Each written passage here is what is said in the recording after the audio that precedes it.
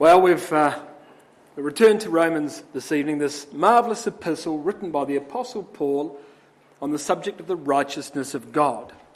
And as we explained a fortnight ago, because of the universal failure of mankind to attain any form of righteousness, it would require God to enter into the arena of human affairs and do for man what man could not do for himself.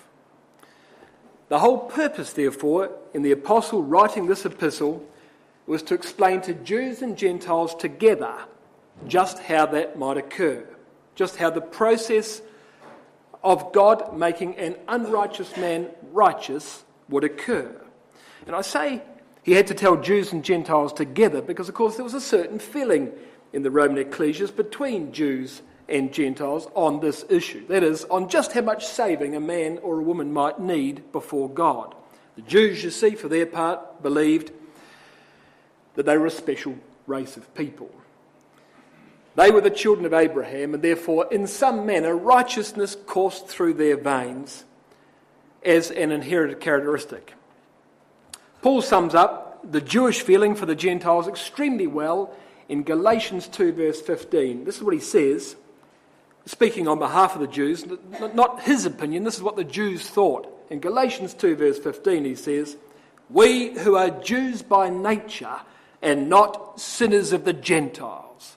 You see, that was the Jewish feeling about the Gentiles. They weren't just Gentiles, they were sinners of the Gentiles, you see. Well, of course, the Gentiles, for their part, mocked that idea completely. They could point to any number of examples of failure in the nation's history to prove their point. So much so that by Romans chapter 11, even Gentiles in the truth were questioning whether God still had a purpose with natural Israel. I mean, the Jews were in possession of the law of Moses for 14 or 1500 years up until the first century, and they hadn't even scratched the surface of righteousness. So, of course, the Gentiles had a point, didn't they? And this was the structure, as we found, of the epistle. We have an introduction, as we've considered, and we have a conclusion, which we've considered. And then in between the introduction and conclusion, 6 major sections, all dealing with the righteousness of God in one form or other. Both of these classes, Jew and Gentile, had a point to prove. And into that debate steps the apostle. And this is where we got to in our last class, at the end of the last class. We're currently in the second major section of the epistle from chapter 1 verse 18 through to chapter 3 verse 20, man's failure to attain righteousness. And when I say man, I mean Jew and Gentile. And when I say failure, I mean absolute and universal failure, unmitigated failure by both Jews and Gentiles to attain any form of righteousness. As we considered last class, Romans chapter 1 is the failure of the Gentile world. Romans chapter 2 will be the failure of the Jewish world. Romans chapter 3, at least up until verse 20, is the failure of all humanity. That's the story of this section. Man's universal failure to attain righteousness. And of course, as I say, because of that, God would have to act. Man couldn't do it.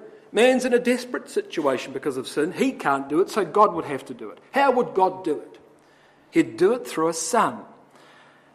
That son would be both the son of David and the son of God. I mean, these are the basic principles of the atonement, aren't they? That son would be the son of David and the son of God. That's what it tells you in chapter 1, verses 3 and 4. Concerning his son, Jesus Christ, our Lord, or at least concerning his son, seed of David, verse 3, son of God, verse 4. He would be proven to be the son of God in 3 ways. Toward the end of verse 4, number 1, by his power, the miracles he did. Number 2, by his holy lifestyle. And number 3, by his resurrection from the dead. That would prove to all mankind that he was surely the Son of God. And of course, in doing that, in God doing that, God could meet sin in its own domain. He could meet sin in a sinless man, couldn't he? And destroy sin, thereby paving the way for the rest of mankind to be reconciled back to God and delivered from the impossible situation they'd got themselves into because of sin. And the name the apostle gives to that intervention, to that work of God, is contained in the first verse of chapter 1. It's called the Gospel of God. The good news that God would step into the arena of mankind through a Son to do for man what man couldn't do for himself. And you remember the phrase we gave in our last class? In doing that, God would create a process by which he would be able to make an unrighteous man righteous without compromising his own righteousness. Not an easy task, you'll appreciate. God clearly couldn't just overlook sin in that sense.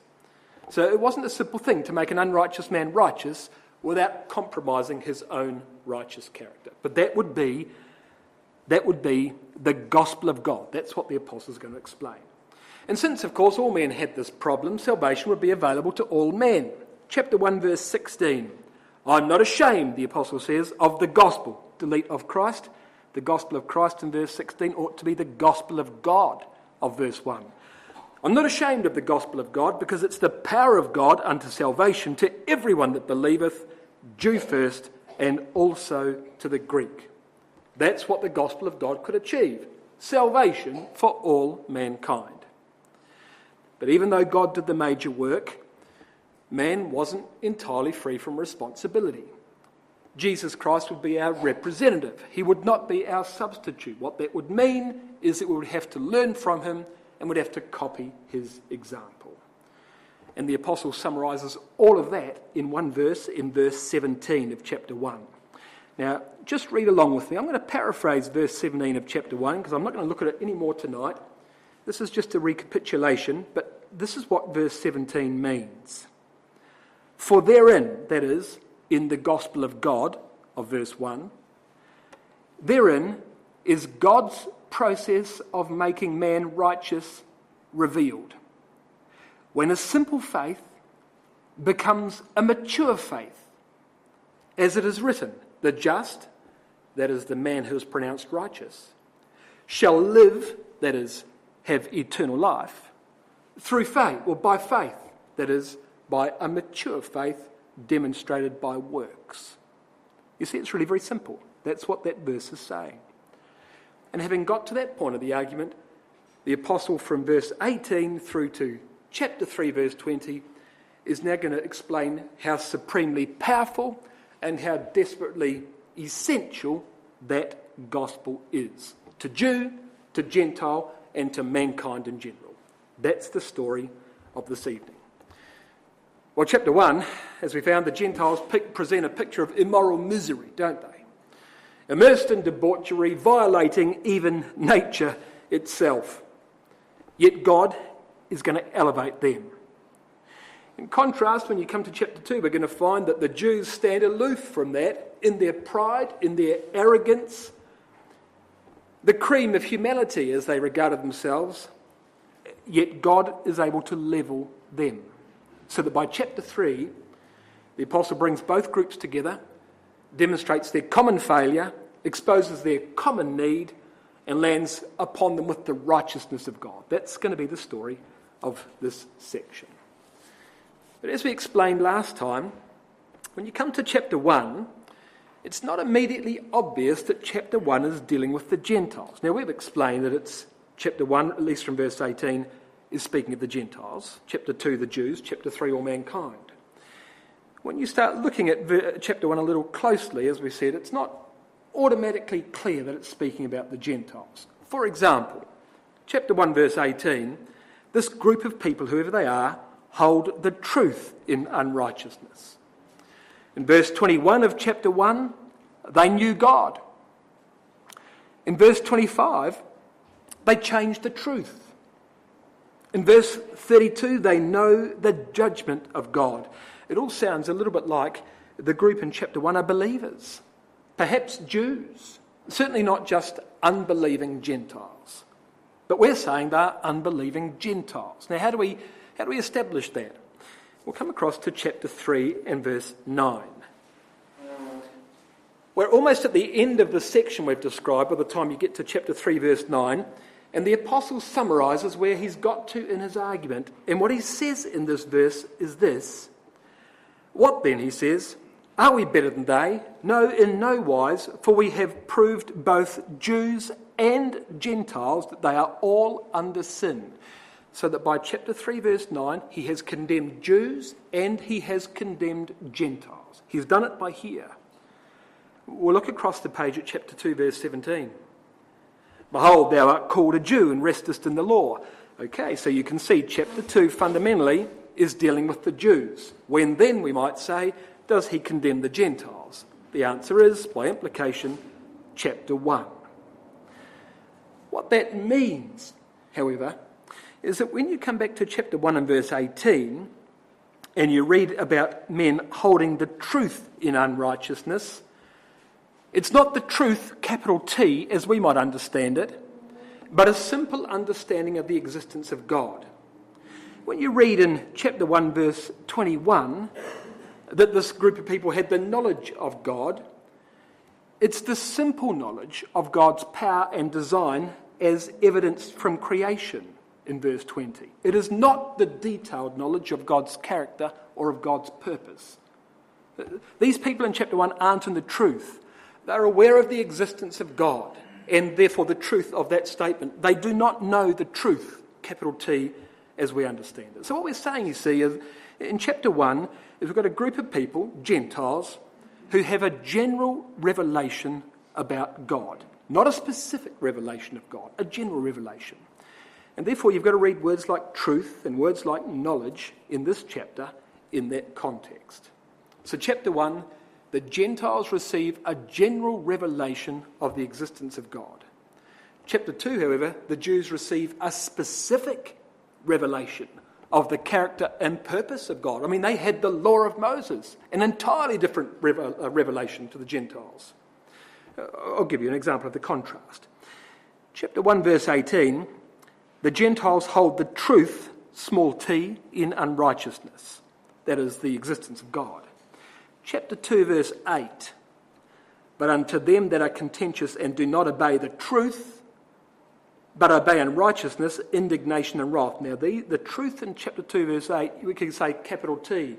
This is the truth, the gospel, the character of God, the principles of righteousness. You see, it's a very different truth in chapter 1, verse 18 to what it is in chapter 2, verse 8. Chapter 1, it's a general revelation. Chapter 2, it is a specific revelation. And here's the point. Here are the contrasts, here are the parallels between chapter 1 and chapter 2. In chapter 1 we're going to talk about, or we have talked about, the failure of the Gentile world. In chapter 2 we have recorded the failure of the Jewish world. In chapter 1 the Gentiles received a general revelation. In chapter 2 the Jews receive a specific revelation. Chapter 1 verse 21 you find the Gentiles are unthankful. In chapter 2 verse 4 you find the Jews despise the riches of God's goodness and forbearance and long-suffering. They are equally unthankful. Chapter 1, the wrath of God comes upon the Gentiles in chapter 1 verse 18 as a general sentence for their crimes. In chapter 2 verse 5, the wrath of God comes upon the Jews and the believers, and it's called there in verse 5, the day of wrath. It's a specific day. That is, it's the judgment seat of Christ. That's what it is. That's the day of wrath of chapter 2. In chapter 1, the Gentiles in verse 27 receive a recompense of their error. That is, God gives them over to their sins and they are punished by their sins. Not for their sins, but by their sins. So perhaps they catch diseases associated with their immoral lifestyle. In chapter 2, verse 6, every man receives according to his deeds, specifically. You see, this is judgment in chapter 2, in a specific sense. Though without excuse, these Gentiles in chapter 1, verse 20, they are inexcusable Jews in chapter 2, verse 1. So you see, Jews and Gentiles are both guilty of the same crimes, but you'll appreciate the Jew, from his position of knowledge, is far more responsible for what he's done than the Gentile ever was in chapter 1. So the Gentile is judged by his sins. The Jew, chapter 2, is judged for his sins. The Gentile is judged in a general sense. The Jew will appear before the judgment seat of Christ in, if you like, a specific sense. Can you see that? There's the contrast, you see, between these two chapters. Both groups have failed, but one, you might say, has failed in a far more responsible manner, or let's say irresponsible manner, than the other. That's the difference. And that's the point, you see, when you get to the end of chapter 1, the Jew is beaming from ear to ear at Paul's dialogue against the Gentiles in chapter 1. Laughing up his sleeve, you can imagine, I told you, didn't I? Did I tell you? Sinners of the Gentiles, didn't I tell you? Filthy animals they are as you read this chapter. Backbiters, haters of God, inventors of evil things. We always knew that Gentiles were an abomination, and now we've got inspired proof of it from the pen of the apostles. So you can imagine by the end of chapter 1 how the Jew's feeling as opposed to the Gentile. Which is why Paul, without missing a beat, starts straight away in chapter 2, Therefore, thou art inexcusable, O man, whosoever thou art that judgest. For wherein thou judgest another, thou condemnest thyself, for thou that judgest doest the same things, he says. Chapter 1 concluded, you'll see, in verse 32, knowing the judgment of God, that the judgment's coming upon the Gentiles. Chapter 2, verse 1 begins equally with judgment upon the Jew. Be careful, Jews, he says. Yes, there is a judgment that will come upon the Gentiles. But before you commend yourself, take a hard look at your life. And this is how the chapter falls out. The first 16 verses of chapter 2, we have the basis of God's judgment. There are 3 key points of the first 16 verses. The first one is in verse 2. Judgment will be according to truth. That is, the principles of the truth, capital T. That is, what I'm saying is that the judgment seat of Christ at Sinai will be according to the principles of the truth, capital T. That's the first point. Verse 6 of chapter 2. That judgment will apply to Jew or Gentile, and it will apply to them according to their deeds. This is brethren and sisters in the truth, according to what they've done. And finally, in verse 16 of chapter 2, it will be in the day when God shall judge the secrets of men by Jesus Christ according to my gospel. It will be on a specific day. There's the first 16 verses of chapter 2. From verses 17 to 29, the Jews are singled out now as a race. Privilege brings responsibility. They had enormous privileges for 1,500 years before the first century. Despite their privileges, they have failed to attain righteousness. In fact, they've failed to even scratch the surface of righteousness. The apostles are now going to discuss that in contrast to the failure of the Gentiles of chapter 1. You see? And ignore the third part, 3 verses 1 to 8. Of course, it's part of the same section, but we're not going to cover it tonight. So what does he say? Chapter 2. Therefore, he says, thou art inexcusable, a man, whosoever thou art that judgest, for wherein thou judgest another, thou condemnest thyself. For thou that judgest doest the same things. O man. Now, who is the O man of chapter 2, verse 1? Well, the man here is an enlightened man. That is, a believer. Now, we couldn't restrict this man, of course, just to Jews, because it could apply to Gentile believers equally as well as Jewish believers. But this is a man that judges other people. If he didn't know the truth, if he didn't have a framework for judgment, if he didn't have a manner by which he could measure himself compared with others, he could never do that. So this is a man in the truth. As I say, it could apply to Jews as well as Gentiles, but it's very clear that Paul is slanting his words toward the Jews, because this is how the Jews felt about themselves in comparison to the Gentiles, you see? And that's the point. In chapter 1, God's wrath is falling upon the Gentiles because they forgot God. What did they know about God? They had a dim revelation. a dim knowledge of the existence of God supplied to them from creation, from the design of creation. What do you think God's attitude, brothers and sisters, would be to the Jews if it turned out that their character was basically the same as the Gentiles, despite their elevated knowledge? You think, for example, the Jews might be more responsible to God for what they knew than the Gentiles were for what they knew? Of course. Here's Amos 3 verse 2. Listen to this carefully.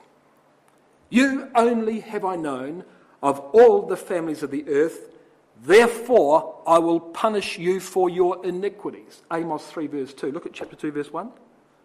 Therefore thou art inexcusable, O man. You see, that is exactly the position the Jew occupied. God had known him of all the families of the earth, therefore he was responsible. Therefore thou art inexcusable, O man, because you judge someone else and you are doing exactly the same thing. You're a hypocrite, he says. But, verse 2, we are sure that the judgment of God is according to truth against them which commit such things. Now, you know what? That's an extremely simple verse to understand.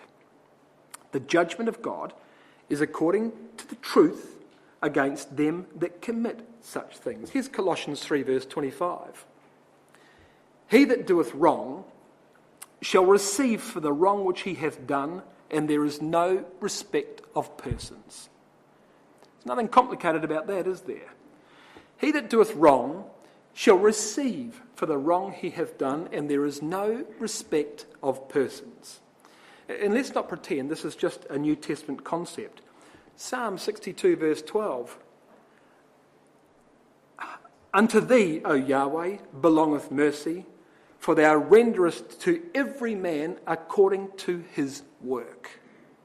Unto thee, O Yahweh, belongeth mercy, for thou renderest to every man according to his work. I mean, and it's extremely simple.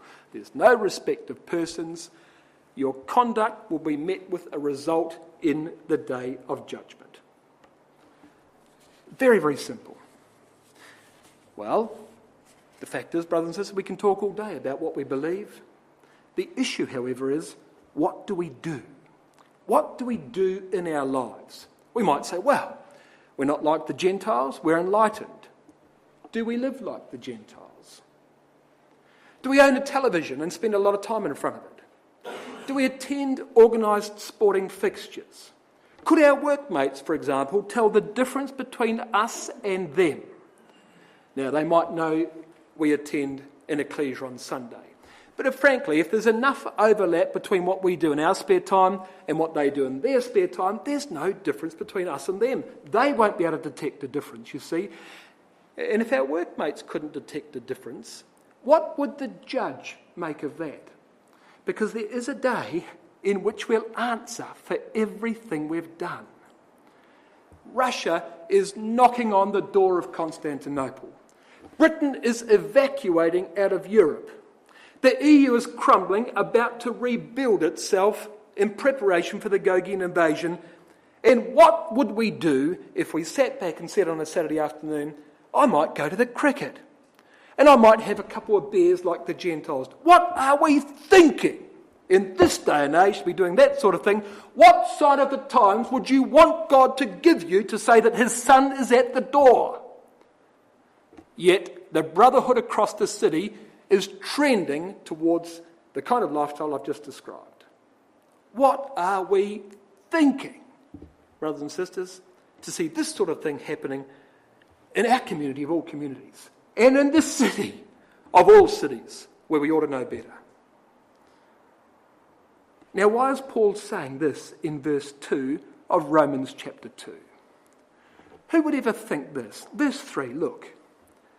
Thinkest thou this, O man, that judgest them which do such things, and doest the same, that thou shalt escape the judgment of God? Why would he ever say that? I mean, that doesn't make sense, does it? Which one of us would think that we'll get away with something that we condemn other people for getting away, for other people for doing?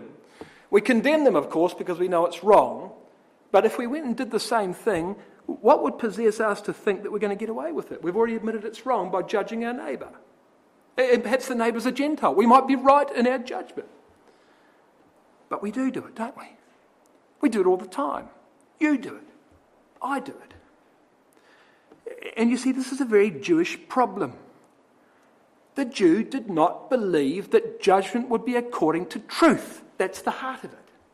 It says in verse 2, judgment will be according to truth. The Jew did not believe that. What did he think judgment would be according to? He thought that judgment would be according to race.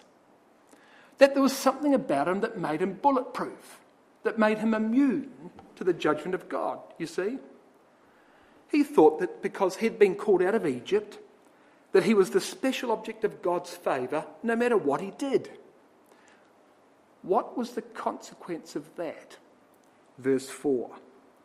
Or, he says, despisest thou the riches of God's goodness and forbearance and long-suffering, not knowing that the goodness of God leadeth thee to repentance? Listen to verse 4 from the Revised Standard Version. Do you presume upon the riches of his kindness, forbearance and patience? Do you not know that God's kindness is meant to lead you to repentance? Now this verse, of course, is an allusion to a famous verse in the Old Testament. Which verse? Exodus 34, verse 6. Yahweh, Yahweh El, merciful, gracious, long-suffering, abundant in goodness and truth, keeping mercy for thousands, forgiving iniquity, but by no means clearing the guilty. That's the verse. But you see, from the Jewish point of view, the character of God was comprised of two halves, mercy and judgment. Mercy for the Jews, judgment for the Gentiles. You might say, how would the Jew ever come to that deduction? Very simple. He didn't believe judgment was based on truth. He believed it was based on race. Mercy for my race, judgment for yours. It was as simple as that. That's how the Jew thought, you see. What that meant, though, is that he thought he had salvation in the bag already. What that meant was that the goodness of God did not lead him to repentance. It led him to sin, didn't it? It led him to sin. Because he presumed that God would look after him no matter what he did. He develops a sense of entitlement. That the rules that apply to the Gentiles don't apply to him. That therefore he can judge the Gentiles for doing this or that, but do those very things himself and be immune to the judgment of God. Because God judges, after all, based on your race, not based upon truth. You see, that's how the Jew thought. And if we were to think like that, it would completely change how we live the truth and what we would think that we would ever be accountable for. The Jew thought there was a quality about him that made him immune to judgment. A sentiment that says, well, you know, if God's forgiven me once, he can forgive me again. And in doing that, look what happened. Look at verse 5. But after thy hardness and impenitent, the word means unrepentant, heart, treasurest up unto thyself wrath against the day of wrath and revelation of the righteous judgment of God. You might just observe, in verse 4 we have the riches of God's goodness spoken of. And in verse 5 we have the treasure of wrath. Now they're different words, but it's the same idea. And do you see the point?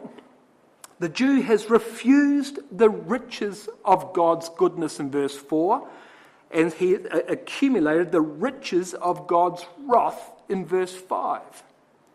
He's refused the riches of verse 4 and immediately opened up another bank account to treasure up the wrath of verse 5. And that mountain of treasure builds and builds and builds across his life until the day of wrath, doesn't it? Verse 6. Who, that is God, will render to every man according to his deeds. He will not judge according to race. He will judge impartially. Look at the end of verse 9. Jew first, also Gentile. End of verse 10. Jew first, also Gentile. What's the point? Verse 11. There is no respect of persons with God. Judgment will be according to truth. It will not be according to race. Elementary. I mean, natural justice alone might teach you that why could you get away with something that you condemn somebody else for? Well, the Jew thought he could, and I think you see why. But Paul says it's not true. It doesn't work like that. Do you know, this Jewish characteristic we're describing, we've seen in Christadelphia. It's not hard to find. In fact, lift up a corner of your own life, and it's not very hard to find even in your own life. This is the disposition that says, I'm not like those filthy Gentiles out there, even though we are Gentiles, even though we weren't born baptised. You can still think like that. Or the disposition that says, perhaps I'm from a traditional Christadelphian family, 5 generations in the truth. My great something grandpa first came to the truth before they had wheels, you know. That's how long our family's been in the truth. And that therefore there's perhaps something about me that's better than everyone else around me. Or I'm a very busy brother or very busy sister, and so it's reasonable for me to take certain liberties in the truth, perhaps have a bit of time to myself. What would be the biblical word for that attitude? Judaism, isn't it? That is pure and simple Judaism. Because what does Judaism say? I add up the ticks in my life and I subtract the crosses, and as long as the ticks outweigh the crosses, I'm in the kingdom of God. That is all Judaism is.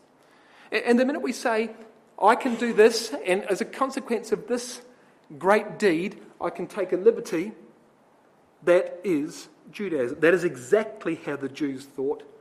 It's alive and well in Christadelphia. Why is it alive and well in Christadelphia? Because we're human. It's alive and well in every one of us. We're all made of exactly the same stuff as you read in Romans chapter 1. No surprise, therefore, that Judaism is a natural tendency of our lives. The problem is, when Christ comes, our ecclesia won't help us. Our family won't help us.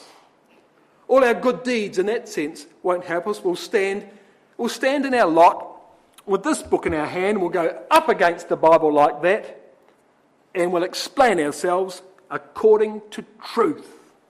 It's as simple as that, isn't it? It really is as simple as that. Because, as verse 11 said, there is no respect of persons before God. And it's interesting, you know, I haven't read with you verses 7 through 10, but just as you cast your eye down these verses, you'll notice a preponderance on deeds and on doing things. Look at the end of verse 6. Every man's going to be rendered according to his deeds. Verse 7. To them who by patient continuance in well-doing seek for glory. Verse 8. Unto them that are contentious and do not obey the truth. Verse 13. Not the hearers of the law are just before God, but the doers of the law. You see, look at the emphasis. Because you see, in the final analysis, Christ will judge us based on what we've done. It's very easy to pay lip service to the truth. Words are extremely cheap. What do you do? What do you do in your life? That's really what's going to count for currency in the final analysis. And the next thing that the apostle does, from verse 12 through to verse 16, is he now spells out the different classes of people that will be at the judgment seat. Now this is, in fact, a little bit of a difficult section, not especially complicated to understand, but extremely controversial amongst the churches because of the fact that it is used to suggest that there is something in man which is inherently good. Because you'll read, for example, in verse 14, that the Gentiles by nature do the things contained in the law. And there's a debate in the churches about what exactly that means. Well, Christadelphians don't really debate that, but there are other controversies in the Brotherhood about what these verses do mean. Let's make some observations to start with. You'll see that verses 13 to 15 are put in brackets. And the brackets aren't inspired, but they do help, and they're basically right. Because what that means is that you can read verse 12, followed by verse 16, and it makes complete sense. So let's do that. For as many as have sinned without law shall also perish without law, and as many as have sinned in the law shall be judged by the law in the day when God shall judge the secrets of men by Jesus Christ according to my gospel. So there you are. I've removed the brackets, and you can see that verse 16 directly follows verse 12, and therefore the brackets are reasonable.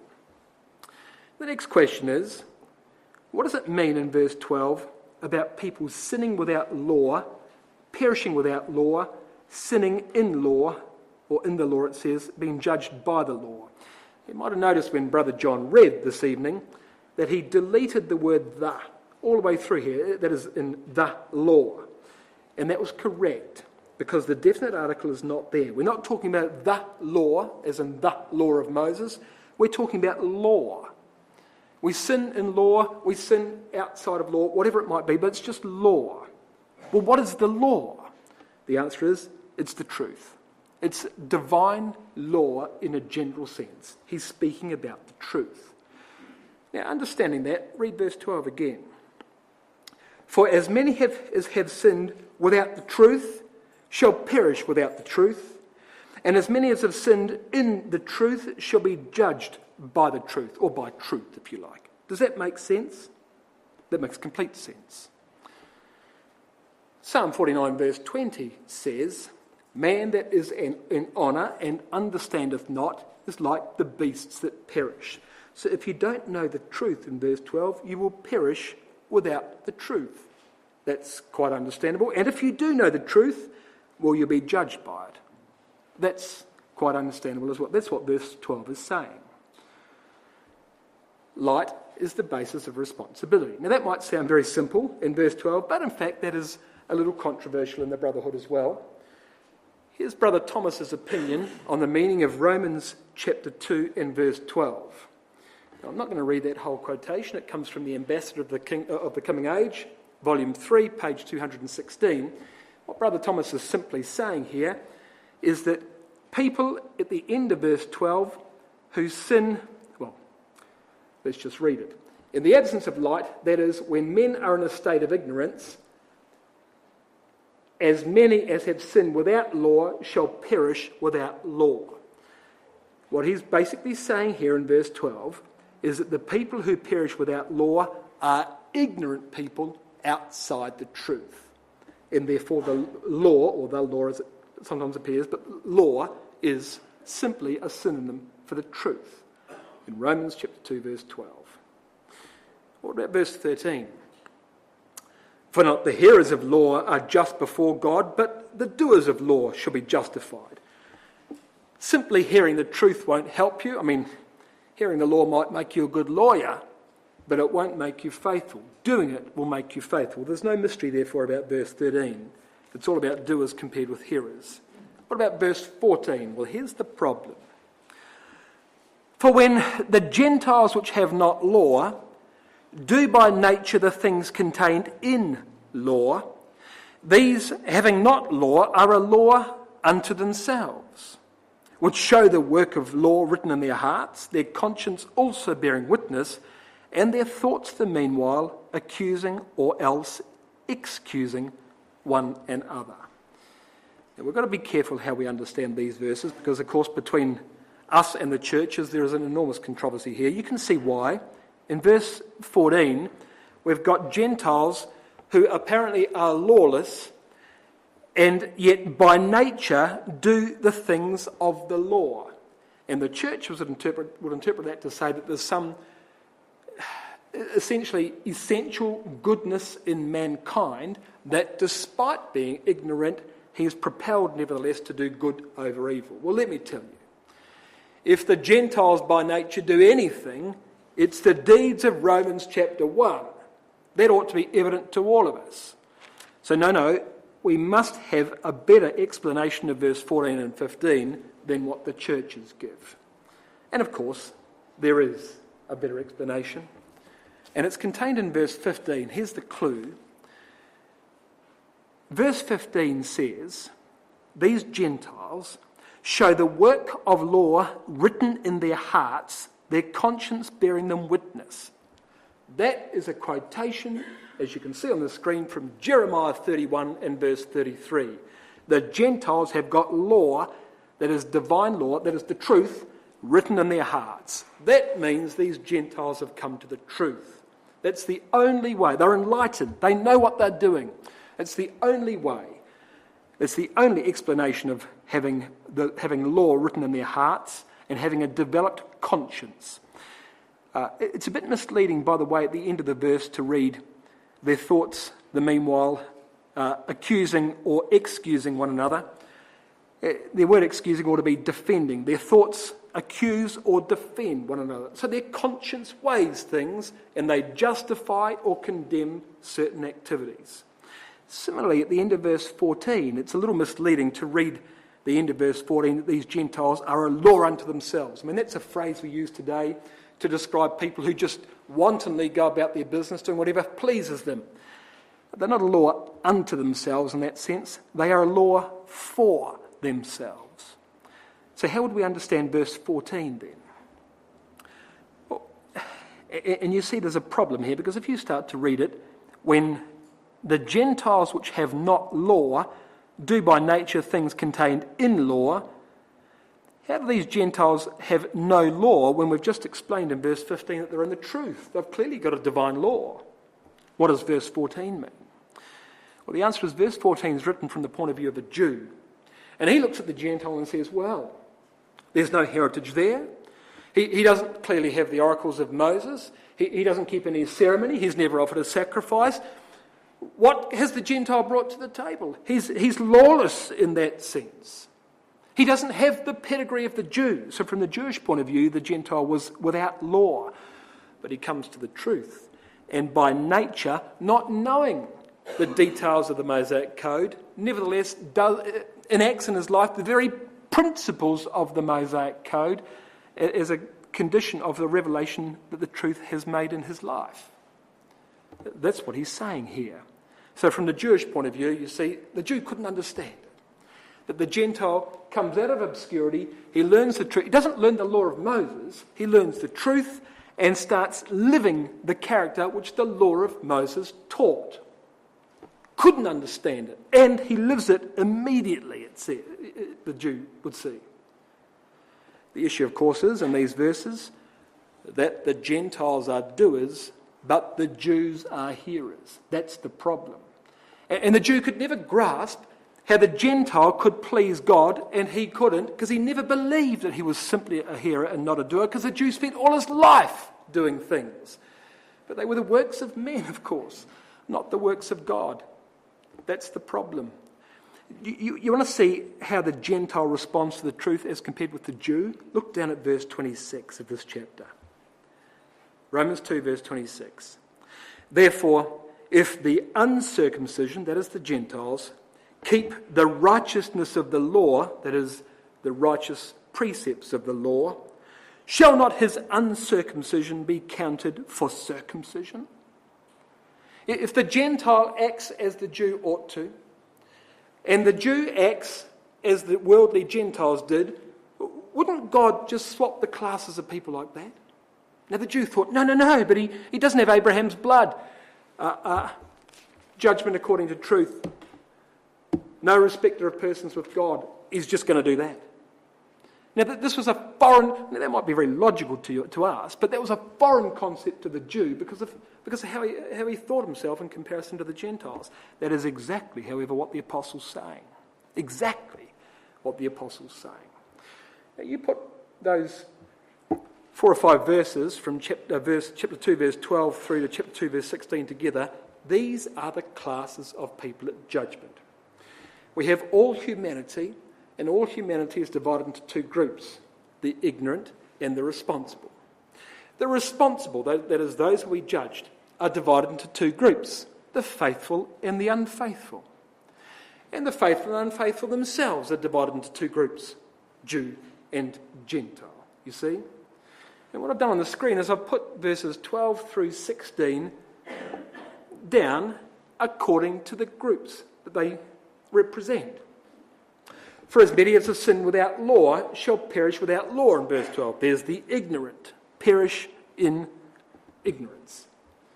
And as many as have sinned in law shall be judged by law. There's the responsible. They're going to judgment, to the day of judgment, because they're in the truth. For not the hearers of the law are just before God, there's the unfaithful, but the doers of the law shall be justified. There's the faithful, whether they be Jew or Gentile. there's the faithful.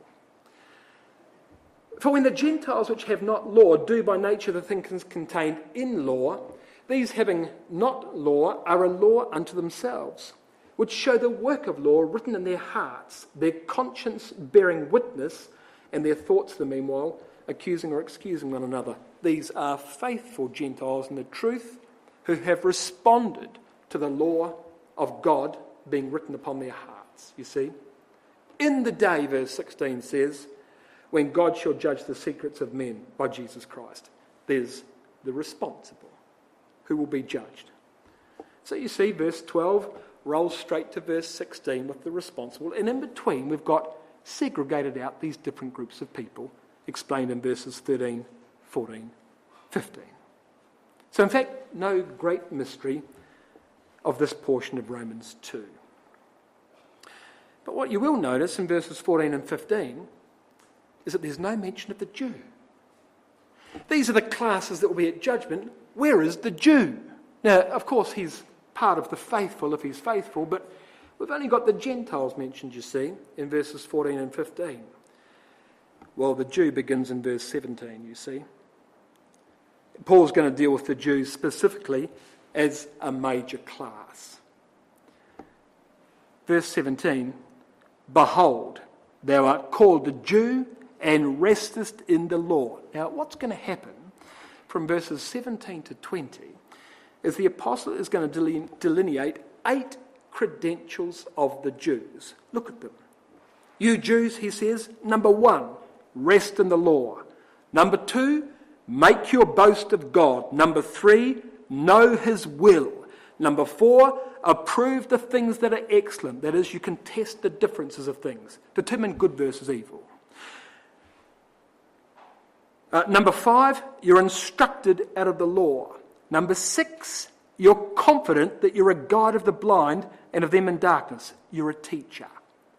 Verse 20, number 7, you're an instructor of the foolish and of babes. Number 8, you've got a form of knowledge and of the truth in the law. Now, why has the apostle done that? Why has he listed those credentials? You know why? Because those are the credentials that the Jew was planning to take to the judgment seat of Christ. That's what he was going to wear as a badge of honour before the Lord Jesus Christ. It wasn't his works in the truth he was going to take.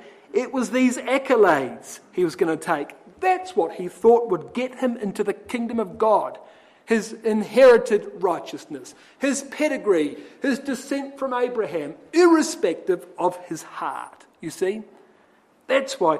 So the apostle, the apostle himself, a Hebrew of the Hebrews he once was. A Hebrew of the Hebrews, he speaks about his own past life when he writes to the Philippians, and he says in Philippians 3 verse 8, that this list here, he says, I count as dung that I might win Christ. It's not worth a cracker, those 8 qualities that you read in verses 17 to 20. It won't help you at all. But this is what the Jew based his hope of salvation upon. But there's more to it than that. Because whilst the Jew says this in verses 17 to 20, look at verse 21. Well, he says, thou therefore, which teachest another, teachest thou not thyself? Do you adopt the same principles that you try and inculcate into others? Thou that preachest a man shouldn't steal, dost thou steal? Do you keep your... Physician, do you actually heal yourself, he says.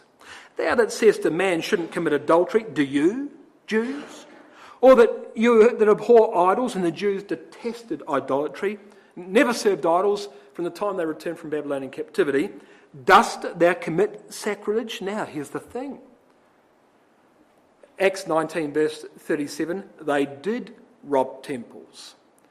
Their avarice for money was so much so that they would of course loot temples. They would take idols in order to make money out of them. So they had no big problem with sacrilege. Did they commit adultery? Matthew 16 verse 4, they were a wicked and adulterous generation in the eyes of the Lord Jesus Christ. Yet they preached a completely different lifestyle. He says, you Jews. See, can you see verses 17 to 20? the apostle is listing these credentials ironically. He says, this is what you say. This is what you line up behind. You're nothing like it. Even if that could get you into the kingdom of God, you break your own rules, you Jews. You're just hypocritical, he says. The consequence of that, of course, is in verse 24. That the name of God is now blasphemed among the Gentiles through you, he says. The whole purpose that the Jews were placed in the land in the very beginning was nullified because of their attitude toward God. Not only would they forfeit salvation themselves, but as Yahweh's witnesses, they were meant to take the truth to the rest of the world. Instead of that, the world found them so obnoxious, they blasphemed the God of Israel. So the Jew destroyed his own personal salvation and shut the door on the lives of the Gentiles as well, because the Gentiles couldn't come at him. And then nation after nation came against that people. God brought them, but the nations were happy to come against the Jews because of what they thought of the Jews, not just only in Bible times, even in the 20th century, as you know. Because the Jew thought that his salvation was guaranteed. You see, it all began there, that he thought his salvation was guaranteed, and therefore no lifestyle change was required. And therefore his whole cast of thinking was completely against him ever coming to the truth, really. I know some did. In the first century, some thousands did, but there was a very tiny fraction of the Jewish population, because he thought that he could inherit eternal life because of what flowed through his veins. It began and ended there. And therefore he despised the goodness of God because he thought he was never in bondage to any man. He already thought he had salvation. And as you read these words, brothers and sisters, from verse 17 about the Jews, can you see any risk to us? Read them again. Verse 17. Behold, thou art called a Christadelphian, and restest thou in the Bible, and makest thy boast of the God of Israel. You know his will, you know the difference between right and wrong, you're confident that you can teach the truth to other people, that you can instruct the foolish and can teach babes, and you have a form of knowledge of the principles of the truth. Can you see that? And if it began and ended, we could walk to the judgment seat saying, well, I've been baptised for 50 years, and I come from a large ecclesia, and it's a pretty solid ecclesia, actually. It's quite good. It's quite conservative. And the ecclesia's been going for 150 years or something like that. And I've marked up my Bible here and here. What about this? What effect has all this had on you or me as a person? What do you do in the truth? Because that's what we're going to answer for, isn't it? And you see, on account of the fact that Judaism is an extremely potent human tendency, we could read these words from verse 17 of us in exactly the same fashion as we could read them of Israel. What's the remedy? Verse 29. He is a Jew, which is one inwardly, and circumcision is that of the heart, in the spirit and not the letter, whose praise is not of men but of God. Forget about what everybody else says. What are you like before God? When the Lord Jesus Christ holds you up against that book or against his character, what does he see? How many parallels are there? What is the comparison? It all comes down to that at the end of the day. Absolutely comes down to that, doesn't it? Well, we might look at these principles here in verses 17 to verse 29, and we might say, this is not very hard to grasp. If God calls the Jews and they don't respond, but the truth goes to the Gentiles and they do, and he sees in the Gentiles what he wanted to see in the Jews, and he sees in the Jews what was there in the Gentiles before they converted, well, he's going to go like that, isn't he?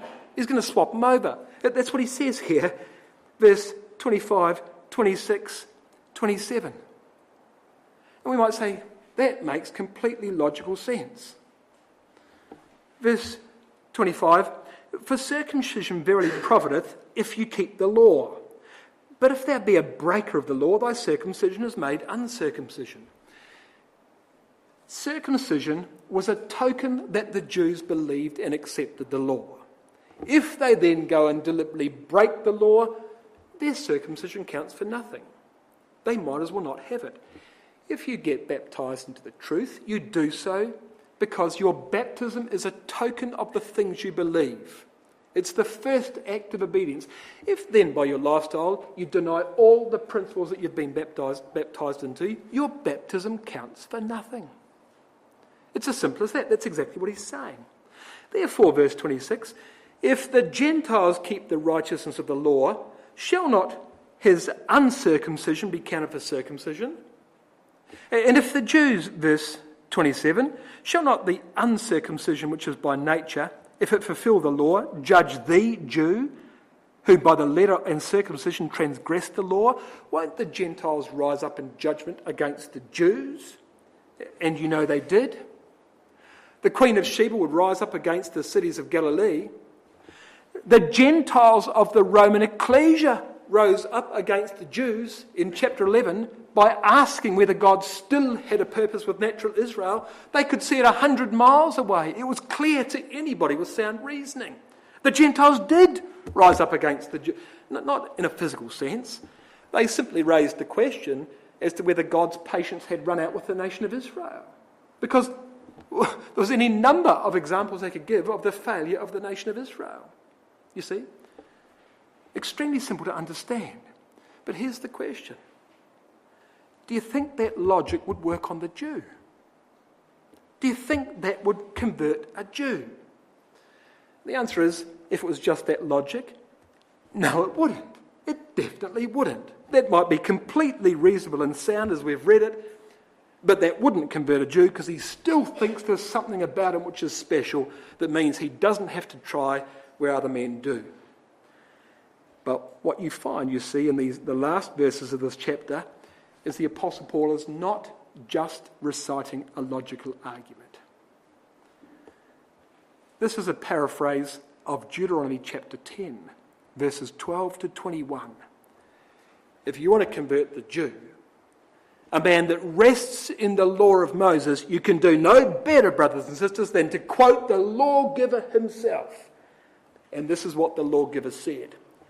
Here's Deuteronomy chapter 10, beginning at verse 12. Look at it. Look at this as can you see Romans 2 is simply a paraphrase of these verses.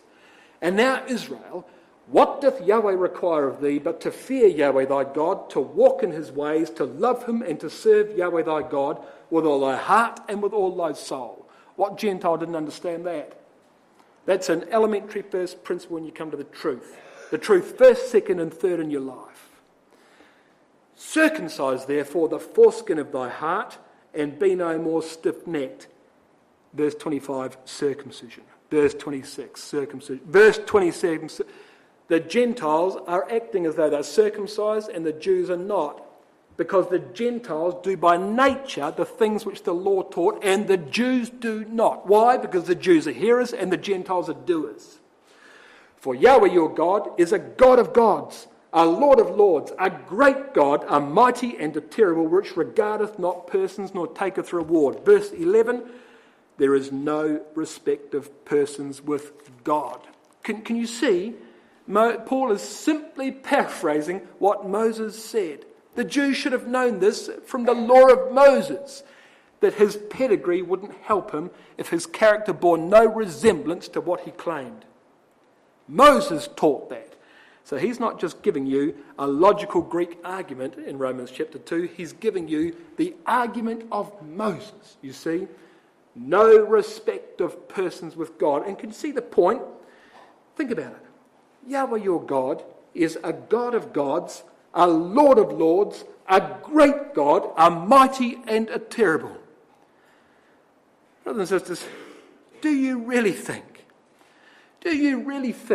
a God like that is going to show partiality amongst humankind? Would a God like that, who is so far above the rest of us, really show partiality amongst humankind? I mean, it's laughable, isn't it? Thou shalt fear Yahweh, Moses says. Thou shalt fear Yahweh thy God. Him shalt thou serve, because he is thy praise. That is to say, he is the object of your praise. And look how he concludes this chapter. He is a Jew, which is one inwardly. Circumcision is that of the heart, in the spirit, not the letter, whose praise is not of men, but of God. The Jew spent his life seeking the praise of men. That's what the accolades in verses 17 to 20 were all about. It was all about how he looked in front of men. His point here is the object of your praise should be God, not fellow man. And do you see what he's done here, brothers and sisters? He's just elevated the Gentile and he's just reduced the Jew before the almighty supremacy of God. Can you see that? The Gentile, in chapter 1, was in a hopeless position. Received a general revelation of God, abused it so terribly that he looked up from a gutter so deep that he could hardly see the light of day. But the Jew was no better in chapter 2. He looked down from his pedestal of the law of Moses, afraid of even the shadow of a Gentile lest he be defiled. He hardens his heart so irreversibly that invasion and captivity can't change him. And you get to the end of chapter 2, and all mankind's found wanting. The Gentile of chapter 1, the Jew of chapter 2. That's why they both so desperately need the gospel of God. But let's make no mistake. What if God had called Australia instead of Israel? What if we were the people of God in a natural sense instead of Israel? Would things be any different? No, they wouldn't be any different. Why wouldn't they? Because we're built of exactly the same stuff as the Jew. We're built of exactly the same stuff as the Jew. And the warning is therefore implicit. We've been called to the truth. There's millions of Christians out there. You read of the protesters, you read of the opponents of the Catholic Church down through history, often extremely capable Bible commentators, often extremely enlightened, but they're Trinitarians, or they believe in devils and souls and various things. What would make you think that if we're prepared to condemn them because they have false doctrine, but our lives have got enormous gaps in them as far as the character of Christ is concerned, that we're going to simply waltz into the kingdom of God, when their lives might have very few gaps in them in comparison to ours, but they've got false doctrine? What is it? Simply the BASF that's going to save us? Ridiculous. But can you see, it's very easy to think like that. That is exactly how the Jew thought. Never do it. Never ever do it. We're judged according to truth. There's neither Jew nor Gentile, and it's our deeds that will count in the final analysis, because our deeds will expose just what kind of faith it is that we hold.